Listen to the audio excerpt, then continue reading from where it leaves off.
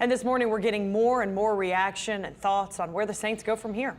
Yeah, WWL TV sports writer and host of the Saints Happy Hour podcast, Ralph Malbrough, is joining us. And you're wearing black because you're in mourning, I assume. Yes, I am in mourning. Well, it's time for a good cry and some Bloody Marys, Eric. And while we were all kind of surprised by this or shocked by it, I don't think a lot of people were surprised. I mean, you know, it was a tough year.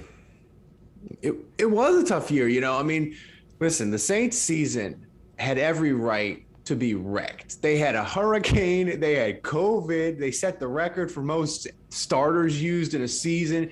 I mean, this season really, beyond a shadow of a doubt, proved Sean Payton's worth in that I really believe if the Saints have any other head coach, they're picking in the top 5 and not fighting for a playoff spot till the end. That was all Sean Payton, his coaching and sort of what he built, the culture and everything. And it sort of sustained the Saints through this mess of a season that they had no right to do.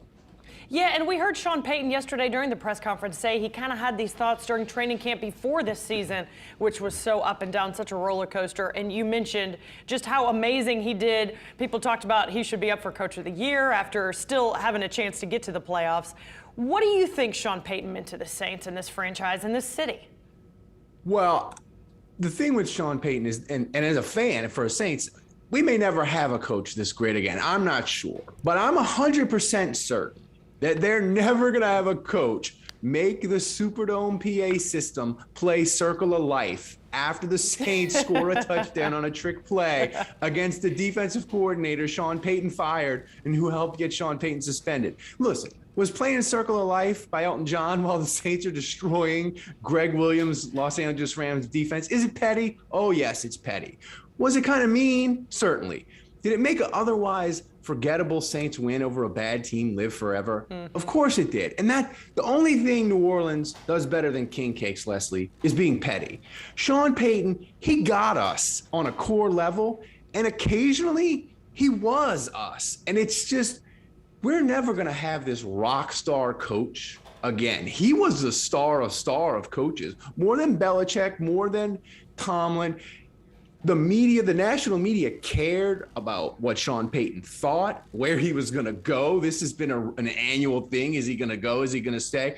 And I think Saints fans, we're going to miss that. He was a rock star coach, and the little Saints, the little bad team that used to have bags, we had him, and he was more of a rock star quarterback than even Drew Brees in a way that he was covered by the media. And I'll tell you what, and speaking of the media, he's made a lot of friends over the years in the media.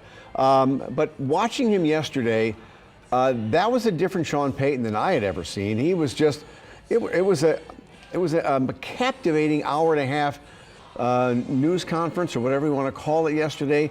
He was just so personable, so likable. It was just great. Eric, it kind of felt like a 92-minute TED Talk? Yeah. About how to move on with your life. He's tremendous. And I know people say in a couple of years he'll be back, and he probably will, because these coaches, they're addicted to the competition, right? They love it. They can't get enough of it. But I'm going to tell you something. He's 58, and there's a 15 or 20% chance, I believe, he's going to be the next rock star person on TV covering football. And he's going to be more like John Madden in that he's going to be able to tell a story and educate fans and explain things in a way that we understand, because most of us, when we watch these games, we don't really understand what we're watching. And I believe he's going to be incredible on TV. And I think there's a chance in 2 or 3 years or whenever, when Jerry Jones or another team comes calling, Sean Payton's going to be, get out of here, man. I'm making so much money and having the time of my life. I'm not going back to working 90 hours a week. So there's a chance that he might be done as a coach. Huh. We're going to have to wait and see. Not according to Sean yesterday. Yeah, but you're right. I think he's going to be great in the media if he does take that step. I really do think he's going to kind of take this year to maybe just take a break, but we'll have to wait and see. But he is really good at explaining things when he takes the time to do that. And it was good to see him yesterday so at peace, because he's normally rushing in, rushing out, annoyed. Yesterday he was just relaxed. He's relaxed, handing out king cakes. I know, to making everyone. jokes, drinking water so he doesn't cry. It was emotional, I think, as Saints fans. And listen, as a Saints fan, I want to celebrate Sean Payton today because I don't want to think about what's next because the future for the Saints is cold. It is dark. It is uncertain. We've had it so good. The fun's been amazing. And for me personally, I might take PTO today and just drink and watch old Saints videos. I thought That's that was what a today normal might day be. for you. Me All right, too. Ralph. Well, I mean, it's off season, Eric. Oh, It's that's off right, that's season. And it's right. only Wednesday. All right. You know, today's a light day. It's gonna be like Bloody Marys, maybe a bagel, and we'll ease into the day. Okay. How does your wife take it? I just don't get it. All right, Ralph, thank you very much. Peyton.